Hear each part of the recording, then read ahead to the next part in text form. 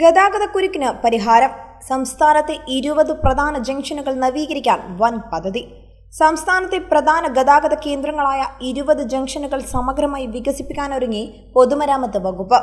Road വികസനം, ആധുനിക signalling സംവിധാനം, കൈവരികളോടുകൂടിയ നടപ്പാത, ഓവുചാൽ സംവിധാനം, മനോഹരമായ നഗര രൂപകൽപ്പന എന്നിവ ഉൾപ്പെടുത്തി ജംഗ്ഷനുകൾ പുതുക്കിപ്പണിയുന്നതാണ് പദ്ധതി. ഗതാഗത കുരുക്കുകൾ ലഘൂകരിക്കുകയും കാൽനട യാത്രക്കാരുടെ സുരക്ഷ ഉറപ്പാക്കുകയും ചെയ്യുക എന്നതാണ് ലക്ഷ്യം. മുൻഗണനാ വിഭാഗത്തിൽ പെടുത്തിയിട്ടുള്ള 8 ജംഗ്ഷനുകളിൽ ഭൂമി ഏറ്റെടുപ്പിന് 694.92 കോടിയും നിർമ്മാണത്തിന് 371.12 കോടിയുമാണ് ചെലവ് പ്രതീക്ഷിക്കുന്നത്.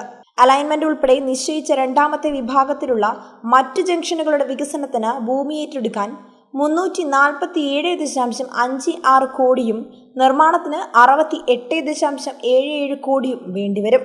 മൂന്നാമത്തെ വിഭാഗത്തിൽപ്പെടുന്ന 4 ജംഗ്ഷനുകളുടെ അലൈൻമെന്റ് നിശ്ചയിച്ചിട്ടില്ലാത്തതിനാൽ നിർമ്മാണ ചെലവ് കണക്കാക്കിയിട്ടില്ല. കേരള റോഡ് ഫണ്ട് ബോർഡാണ് പദ്ധതി മുന്നോട്ട് കൊണ്ടുപോകുന്നത്. 2022-23 ബഡ്ജറ്റിലാണ് പദ്ധതി പ്രഖ്യാപിച്ചത്. എന്നാൽ ഇതിനായി കണക്കാക്കിയ 200 കോടി അപര്യാപ്തമായിരുന്നു. ജംഗ്ഷനുകൾ ഏതെന്ന് തീരുമാനിക്കുകയോ തുടർ നടപടികൾ എടുക്കുകയോ ചെയ്തിരുന്നില്ല.